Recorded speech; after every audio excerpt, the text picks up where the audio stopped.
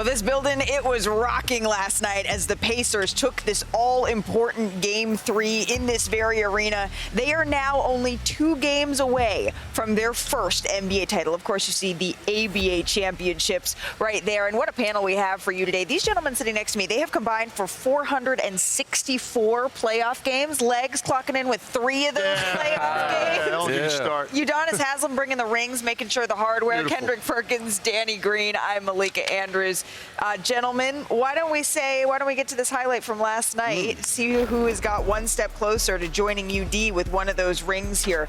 Legs, this was the first finals game in Gadebridge Fieldhouse in 25 years. Reggie Miller, Caitlin Clark courtside for this one, and they were treated to some exciting bench play in this game. Second quarter here, watch TJ McConnell right here.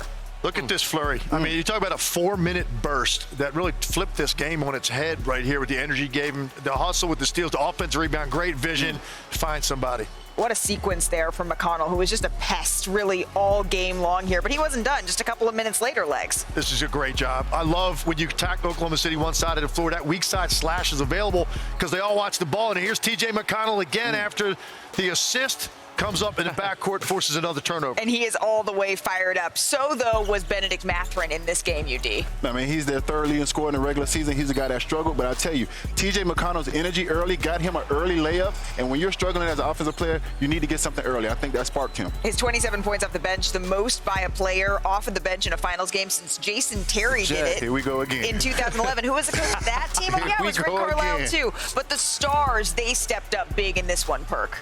They did. I thought Pascal Siakam set the tone early in the first half, in the half-court setting, and finally, Tyrese Haliburton decided to show up in the NBA Finals. He was aggressive all night. So to the fourth quarter we go here, Danny. Under 9 to play. The Pacers down by 4 here. Again, McConnell, the hustle sequence here.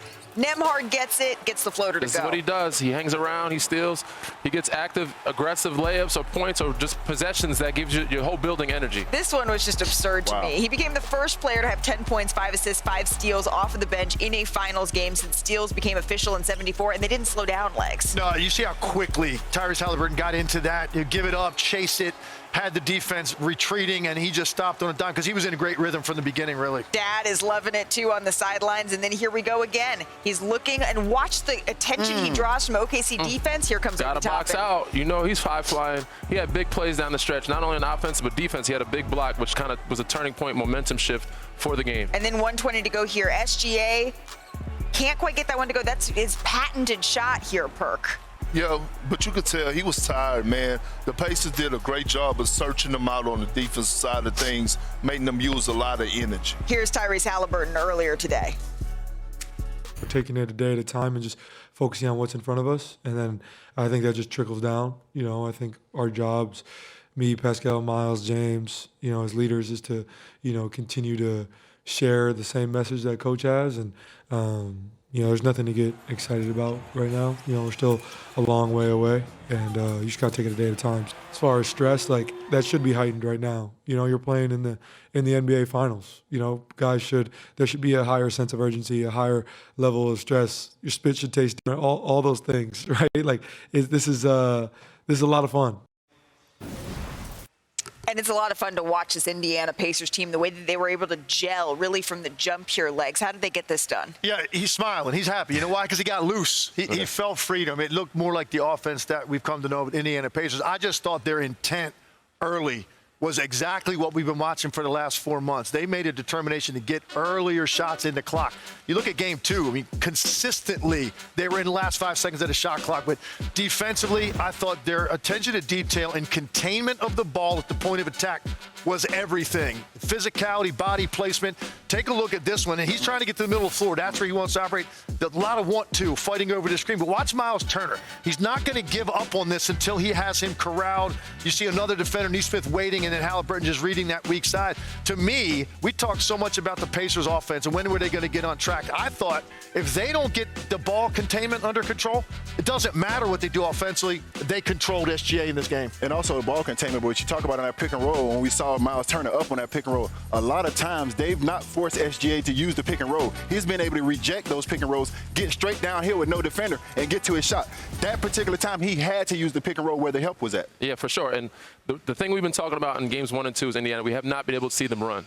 That's because they haven't gotten stops. Their defense was the initiator of their offense. They got a lot of easy ones, couple pick sixes, which gave the energy, the building energy, their team energy, and it trickled into their bench. Their bench was amazing last night. They pretty much won the game for them.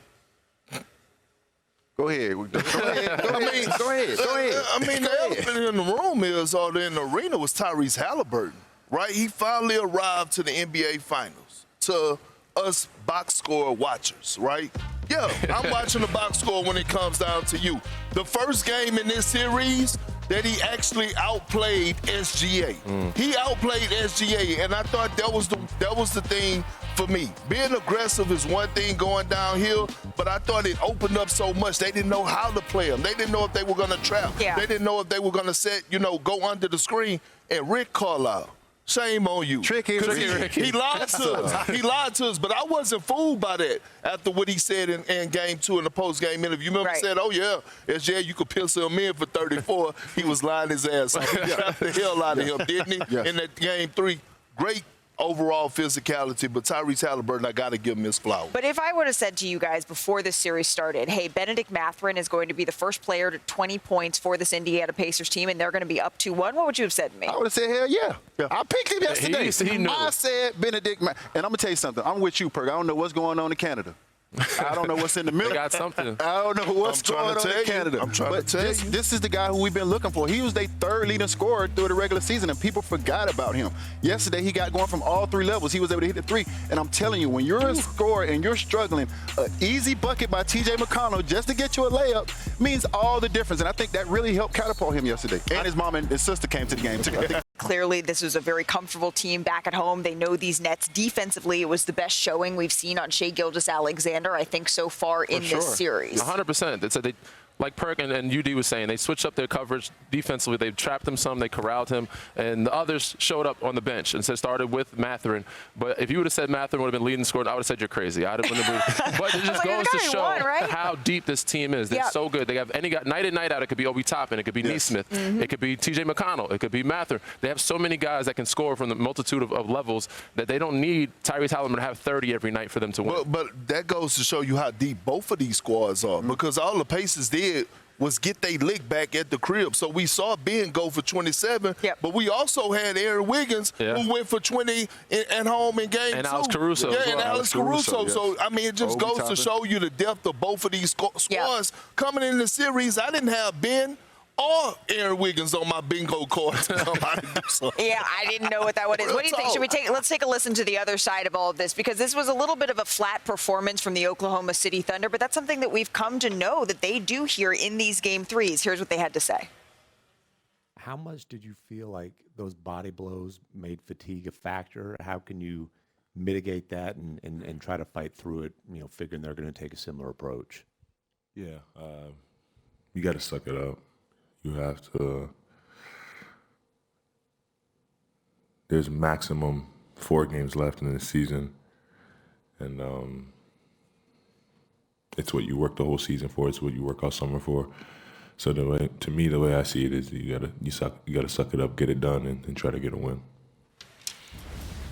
So the Thunder were up 5 heading into the fourth quarter. After they went on that run with SGA off of the floor. And I was kind of thinking, uh-oh. Yeah. But these are the games that behoove the Indiana Pacers, those tight games here, Perk. Do you think this is a missed opportunity for OKC? Absolutely not. They should be confident after this game. Okay. Think about, game 3 in the Denver series, games 3 in the Minnesota. They got smoked and stomped out. They were actually in this game.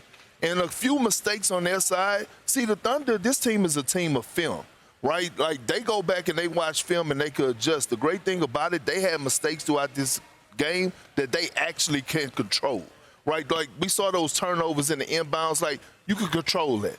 right? We saw SGA getting trapped in the screens trying to make these cross-court passes. You could control that. Jalen Williams, non-SGA minutes, when you had a ball in your hands and you're trying to drive down the paint, you can control that because now you can see on film, hey, when they're playing you like this guy's open, this guy's open, that guy's open. So they have things that they control. They should not feel like they have a missed opportunity. They came down here to get two, but they get one that's a great thing. I'm going to disagree with you here, Perk. I think they for sure missed out on opportunity, and this was a chance for them to show some maturity, which they didn't. Yes, there's a lot of positives. They can look at the film and say we could have been better. They should have been. They were up 5 going into the fourth quarter, lost by 9. It's a 14-point quarter swing that they shouldn't have lost. Simple mistakes of playing hero ball, not trusting the offense, and the little turnovers. Yes. They missed 4 free throws down the stretch. These are things that a mature team would put a team like this. This is a team that should be up 3-0, honestly. You're up 15 in game 1, lose that game. Game 2 you won. Game 3, this is a game that you normally would win, but it came down to execution and maturity. And OKC, the reservations everybody had for them from the beginning of the playoff series, it showed last night. I think what they saw last night, they didn't bully this team. Oklahoma City's bullied teams all year. Yeah. And they do it by stringing together stops and frustrating you, fueling that into turnovers, right? Points off of turnovers. 3 different times last night, they threw a punch at them right at the start of the game. All they have pressure in this building, and they're down 19-10 immediately to Pacers. Yeah. They punched back, take the lead. Start of the second half, first 8 points, OKC in 2 minutes. They take the lead again. Right. Indiana punched back, and then finally, down 5, they punch back in the fourth quarter. OKC's not used to having teams do that when you feel like they're starting to string together stops. Indiana broke through last night in a big way. I thought from the get-go, Chet Holmgren was so aggressive. When I saw that, UD, I said, oh, okay, this could be a game that goes the way of the Oklahoma City Thunder. 13 in the first quarter, but 20 for the game. 0 for 6 from 3. I felt like he was a guy who they could have kept feeding, but then he was 0 for 6 from 3. And Miles Turner came in and played good defense, so you got to give credit there. But like Danny said, there was a lot of hero ball going on. When you get in the paint, you got to spray to guys, different things like that. But I'll tell you, not only the offense, but the defense, not only the defense, but the offense they played on SGA. He was in every action. He was getting hit on every screen and everything, and that wears on you on a 48-minute game. Did he look tired to you down the stretch of this game? That last layup where Pascal Siakam, he didn't even make an effort. And I'm telling you, I've seen this against the New York Knicks when they put Brunson and they put Cat in that 2-man pick and roll. One of those guys are going to make a mistake after they get hit for 48 minutes. And you see the wear on them, and you see what happens at the end of a game. I would not overreact to this because we saw the same action in game 1. And we saw how SGA responded in game 2. Right. They picked on him in game 1 as well. In that turnaround, when they came back, he got scored on a lot. All of a sudden, he responded, not just offensively. He had 4 steals in that game, 2 defensively. That young man will respond. Why you got to respond? Once you check that box, why we got to go back to that? It's a growing pain. Once we check that box and you getting picked on, you shouldn't have to go back to that. Hell no. I'm not going to tell D-Wade once. I'm not going to tell D-Wade twice. I'm going to tell him once, and he going to get it. Well, they have come back from down 2-1 in the Western Conference Finals against the Denver Nuggets before, so they've been in this You ain't no position. better. What you mean? You ain't going to keep going back. Coming up here, gentlemen,